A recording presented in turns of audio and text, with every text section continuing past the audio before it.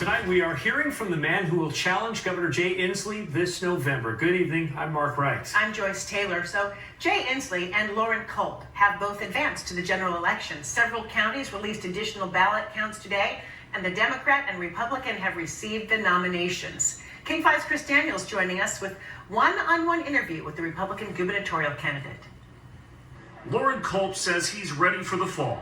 And that's what my message has been all about, getting this big bloated government under control, getting it off our backs and out of our pocketbooks. The Republic police chief will take on Jay Inslee, who won a commanding percentage of the vote in the primary, especially in Western Washington, and said today in a statement to King 5, he's honored by the overwhelming support he received on Tuesday night and remains focused on leading the fight to defeat COVID-19 so that Washington can safely and responsibly reopen. But I'm curious, what's your position on masks, the mandate from Governor Inslee, and your future routes?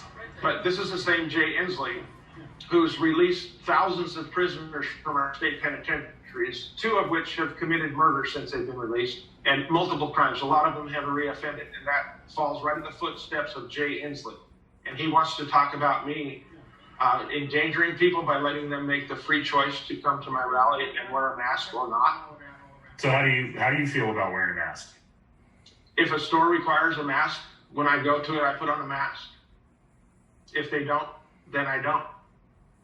I have been meeting and greeting people, handshakes, hugs, talking to thousands of people every day for the last, 3 or 4 months?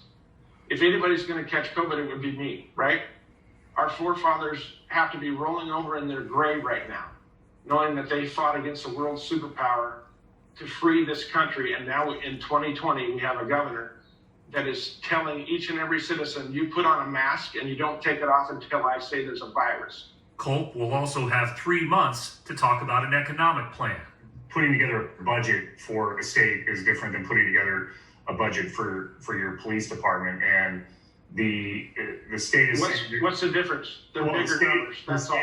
The state is saying that there's going to be a $9 billion shortfall that needs to be closed. Where do you trim the fat? What do you, from day one, what would you target for reducing that shortfall? So we don't have a revenue problem in this state. We have a spending problem, and we need to get that under control. What's one department that you think is bloated right now that is ripe for trimming? There isn't one that I don't think is right for trimming. Our state government has doubled in size since Jansley took office. And anybody that I talk to, the roads aren't any better, the services aren't any better. Chris Daniels, King 5 News. And today, Loren Culp got an endorsement from a man many considered his competition, anti-tax activist Tim Eyman. And Tim Eyman joins us live now. Tim, good evening. You've been a very outspoken opponent of Jay Inslee. Why do you think that Loren Culp is the right guy to beat him in November? Well, it's who the voters chose. I mean, I've always been, for the last 22 years, letting the voters decide. They ended up voting for him. And we were basically saying the same thing. Jay Inslee's got to go. I mean, for the last 8 years, he's raised taxes $52 billion. He sent $1 billion to Nigeria. He just fired 1 million people. People are suffering. People are struggling. And he's worried about masks. I mean, I think a lot of people see a lot of misplaced priorities. And Loren Culp is a good man, a good, decent man. I've gotten to know him over this campaign. He's a good guy. I'm going to do everything I can for the last 8 months to get Jay Inslee out of there. I'm going to spend the next 3 months helping him do it. Tell me a little bit more about this mask issue, Tim. It seems to have become a political issue, but just yesterday, the University of Washington scientists released a projection that maybe 300,000 Americans will be dead by the 1st of November.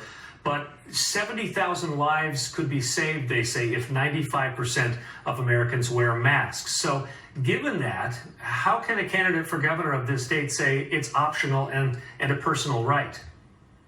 Well, South Dakota's governor never mandated masks, never even shut down her state. And what she found was better compliance, better outcomes, because if you treat people like adults, they will respond accordingly. If you treat them like children and insult their intelligence, they don't respond very positively. I'm still suing on the mask mandate, and we actually have a court date of September 25th. It's a very, very questionable as whether or not it's even constitutional what he's doing. But I think at the end of the day, the voters are going to see this thing as a referendum on Jay Inslee this November. Do you want 4 more years of this? Or do you want a guy that's actually committed to the Constitution, actually getting us our $30 tabs? And when I hear Loren Culp saying he's bringing our $30 tabs, I believe him. So you've spent a career fighting taxes, Tim, in the state of Washington. If Loren Culp is elected in November, what does Washington state government look like? What are some things that we would notice come January? Well, the biggest difference is going to be Jay Inslee is simply going to raise our taxes. It's going to be income taxes, carbon taxes, pay-per-mile taxes. I am thoroughly convinced Loren Culp would veto any tax increase. And Chris Daniels asked him, how do you balance the budget under that scenario? He's already talked about that. You prioritize spending using those existing revenues, but you have to open up the state. You actually have to get the economy going again. Jay Inslee shut us down, and we have a deficit of revenue because Jay Inslee shut down the state. He's got to open up the state and allow the economy to come back again. All right, Tim Eyman, who endorsed Loren Culp for governor today. Tim, thanks for being with us. Thanks a lot, Mark. Good to see you. Well,